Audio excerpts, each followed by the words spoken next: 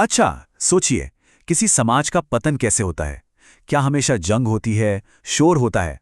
आज हम एक ऐसी कहानी पर नजर डालेंगे जहां एक पूरा का पूरा समाज बिल्कुल चुपचाप, खामोशी से ढह जाता है। और हथियार? हथियार हैं भावनाएं। और ये सब शुरू होता है एक बहुत ही सीधी लेकिन गहरी सच्चाई से कि इतिहास तब नहीं बदलता जब तलवारें उठती हैं। इतिहास तब बदलता है जब सवाल पूछने वाले खामोश हो जाते हैं। तो चलिए इसी सोच के साथ हम नवराष्ट्र की दुनिया में कदम रखते हैं। तो ये है नवराष्ट्र, एक ऐसा देश जिसकी पहचान उसकी ऊंची ऊंची इमारतों से नहीं बल्कि उसके तीखे, असुविधाजनक सवालों से थी। सोचिए, एक ऐसी जगह जहां सवाल पूछना सांस लेने जितना जरूरी था। यही उनकी संस्कृति थी, यही उनकी ताकत थी। यहाँ का माहौल कुछ ऐसा था कि जो नौजवान थे वो हर चीज पर उंगली उठाते थे। सरकार की नीतियां क्या है, क्यों है, अरे यहाँ तक कि जिंदगी का मकसद क्या है।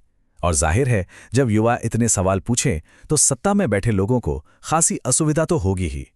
अब कहानी में आते हैं हमारे पहले किरदार आचार्य वेदांश, एक बहुत बड़े चिंतक। उनका मानना था कि किसी भी समाज का असली दुश्मन कोई बाहरी फौज या हथियार नहीं है। नहीं, सबसे बड़ा खतरा है उद्देश्यहीनता। मतलब जब लोगों के पास जीने का कोई मकसद ही न बचे। फिर हैं युवराज समर। देखिए, वो होशियार तो थे लेकिन अंदर से थोड़े असुरक्षित भी। उन्हें ताकत चाहिए थी, राजगद्दी चाहिए थी, पर उन्हें अपनी ही जनता से डर लगता था। क्यों? क्योंकि ये वो लोग थे जो सिर्फ जी हुजूर करना नहीं जानते थे। ये एक अजीब कश्मकश थी। और अब मिलिए कहानी के सबसे शातिर दिमाग से, मंत्री कालनेमी, एक माहिर रणनीतिकार। उनका फलसफा बहुत साफ था। वो कहते थे कि राजनीति लोगों को दबाने की कला नहीं है, बल्कि उन्हें उलझाने की कला है। उन्हें इतना उलझा दो कि वो सवाल पूछना ही भूल जाएं। कितनी खतरनाक सोच है ना? और आखिर में है आरव।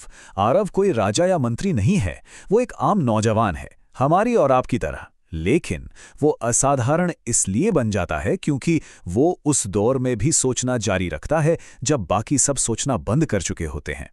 तो देखिए, राज दरबार में अब दो विचारधाराओं की सीधी टक्कर होती है।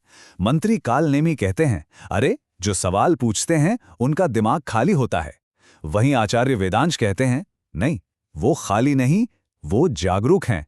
और बस इसी एक बहस पर नवराष्ट्र का पूरा भविष्य टिका हुआ था। और इसी टकराव के बाद पर्दे के पीछे एक खुफिया योजना जन्म लेती है। एक ऐसे हथियार को तैयार किया जाता है जो न दिखता है न आवाज करता है, पर किसी भी तलवार से ज्यादा घातक साबित होने वाला था।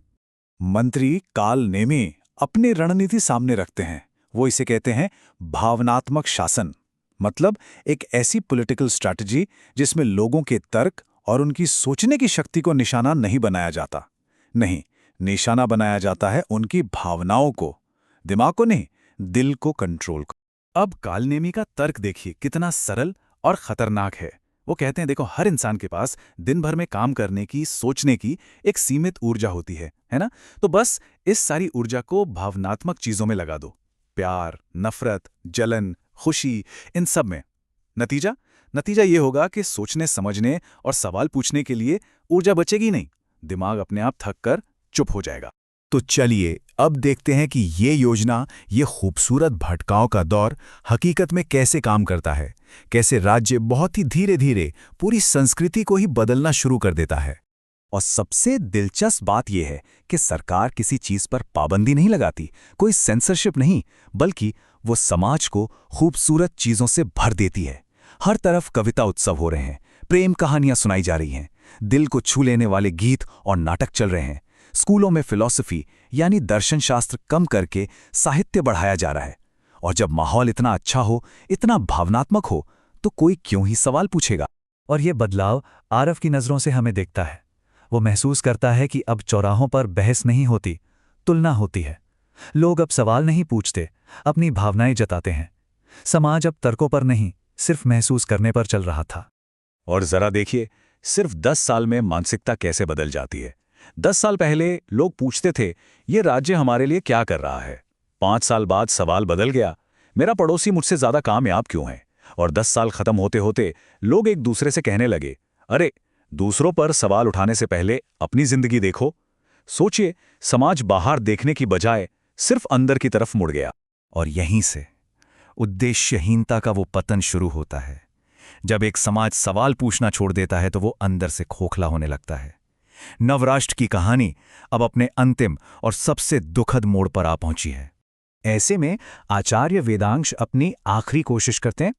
वो एक लेक्चर देते हैं, एक चेतावनी कि देखो, भावनाएं एक औजार की तरह है तो समाज तरक्की करता है, लेकिन अगर भावनाएं ही मंजिल बन जाएं तो समाज वहीं का वहीं ठहर जाता है, रुक जाता है। लेकिन समाज अब इतना बदल चुका था कि उनकी ये गहरी बात किसी को समझ ही नहीं आई, बल्कि लोगों ने इसे नेगेटिव थिंकिंग कहकर खारिज कर दिया। सोचिए, मकसद और उद्देश्य की बात करना अब एक नकारात्मक बात बन चुकी थी। आखिरकार युवराज समर को वो मिल गया जो वो हमेशा से चाहते थे, राजगद्दी। वो राजा बन गए, पर उन्हें एक ऐसा राज्य मिला जो सिर्फ भावनाओं में डूबा हुआ था, एक उद्देश्यहीन भटकी हुई पीढ़ी। कह सकते हैं कि राजा ने राज्य तो जीत लिया, लेकिन देश का भविष्य हार गए। तो आखिर में सवाल वही है, नवराष्ट्र का पतन हुआ कैसे? क्या सच था उस इतिहास का? सच ये है कि नवराष्ट्र पर किसी बाहरी सेना ने हमला नहीं किया था। वो किसी जंग में नहीं हारा, वो तो अंदर से खुद ब खुद ढह गया। और क्यों? क्योंकि उसने अपने मकसद, अपने उद्देश्य का सारा बोझ भावनाओं के नाजुक कंधों पर डाल दिया था। और ये कहानी हमें एक आखिरी और शायद सबसे जरूरी सवाल के साथ छोड़ जाती है कि जिसका अपना कोई उद्देश्य, कोई मकसद साफ नहीं होता, क्या उसकी भावनाओं की डोर किसी और के हाथ में होती है? सोचने वाली बात है।